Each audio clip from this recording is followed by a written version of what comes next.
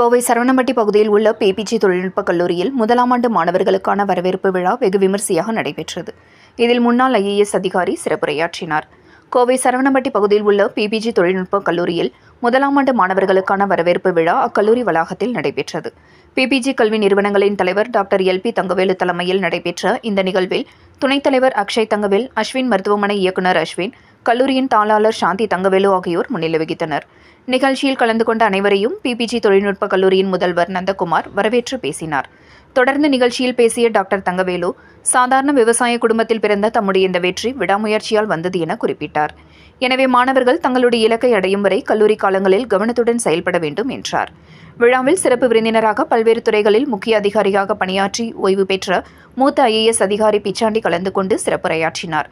அப்போது அவர் கூறியதாவது: சமூக முன்னேற்றத்திற்கு பொறியியல் சார்ந்த கல்வியின் முக்கியத்துவம் வாழ்வின் அடுத்த கட்ட முன்னேற்றத்திற்கு எடுத்து செல்வதில் பொறியியல் துறை முக்கிய பங்கு வகிப்பதாக குறிப்பிட்டார். எனவே தங்களது பிள்ளைகளை இந்த பொறியியல் கல்லூரியில் சேர்த்த பெற்றோர்கள் நல்ல முடிவை எடுத்துள்ளதாக கூறிய அவர், கல்லூரியில் பயிலும் காலகட்டங்களில் மாணவ மாணவிகள் கடைபிடிக்க வேண்டிய ஒழுக்க நெறிமுறைகள் மற்றும் கல்வி பயிலும் போதே தங்களது பன்முக திறமைகளை வளர்த்திக் கொள்ள வேண்டும் என்றார். இறுதியாக முனைவர் நித்யபிரகாஷ் நன்றியுரை வழங்கினார். நிகழ்ச்சியில் மாணவர்கள் மற்றும் அவர்களது பெற்றோர்கள், துறை தலைவர்கள், பேராசிரியர்கள் உள்பட பலர் கலந்து கொண்டனர்.